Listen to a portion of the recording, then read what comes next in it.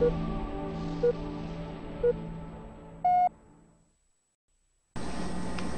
this is the third map in the Legendary Map Pack, and this is Avalanche, which is as Luke Smith would say, a reimagination of Sidewinder from Halo 1.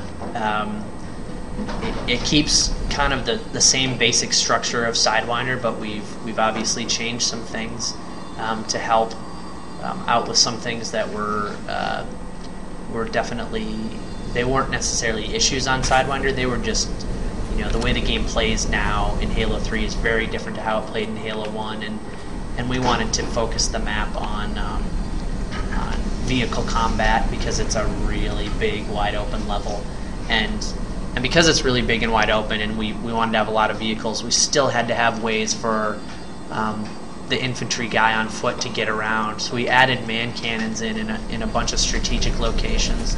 So right here, I'm actually out at the teleporter exit. Each base has a two-way teleporter in it. So unlike Sidewinder, Avalanche actually has a two-way teleporter. In Sidewinder, it was one-way, except for on the PC version, I believe they made the teleporters two-way. And so you've got multiple entrances into the base. This teleporter exit brings you out to where the rocket launchers are, and if you jump in this man cannon, it springs you straight into the center of the map, where there's a ghost waiting for you, and also the most important weapon for anti-vehicles, which is the Spartan laser. So controlling the Spartan laser early on in the match is definitely something you want to look out for. We added this new internal area. It's like a cave with a series of man cannons back and forth to get you between like the center of the map, kind of along the center of it, just to like for those flag returns when the guy's on foot and he does not want to keep running back like after he takes that initial man cannon out of the teleporter. That's a way for him to kind of refocus, collect his thoughts, and get back in the game and keep going on his way back.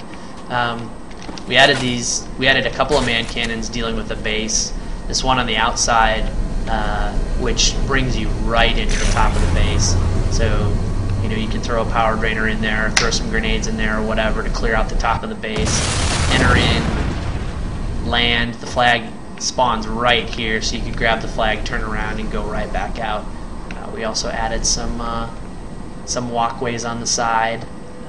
We call this the ninja route, because usually you don't see guys coming up here, because if they creep up along this area, it's kind of a more covert way to get in.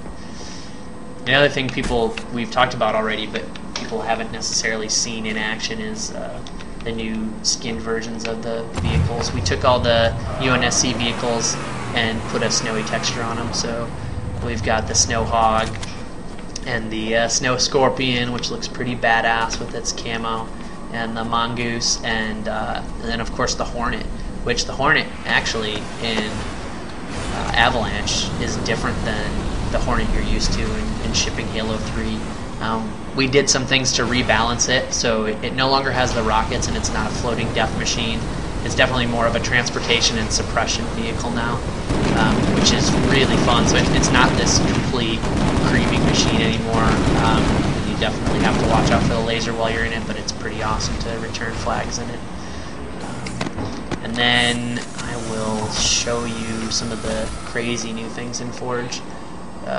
So we have kind of some of the new Forerunner style items in here that we could look at, but we've got this cool kind of sniper perch that you can actually float in the air.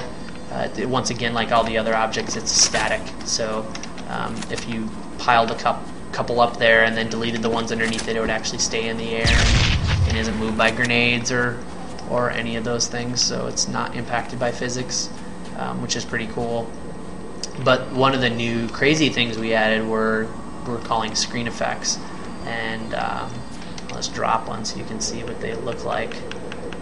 But we noticed the fans were doing all these crazy things with save films and screenshots, and they were actually pushing the camera into grenade explosions or other kinds of explosions or pieces of equipment to get all these really neat looking things to show up in the screenshots. And so we thought, well, can we add some more things for them to play with? And we came up with the screen effects, and We've got, you know, old-timey, which is, you know, basically is kind of a sepia tone strobing thing. And the interesting thing about these screen effects is you drop them anywhere on the level. You can only ever see this object while you're in Forge. If you save the map out, you would never see this, but the screen effect would be affecting the entire level.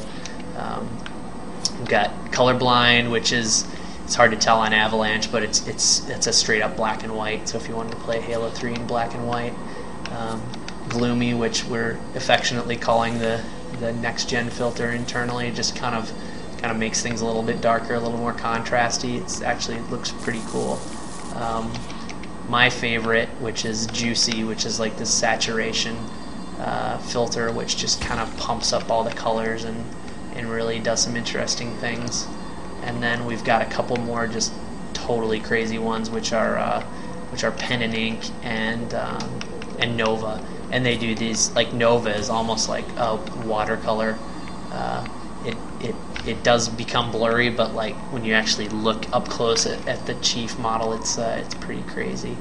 And then we've also got it's almost, we call it Pen and Ink, but it's, imagine something like right out of Sin City. Once again, like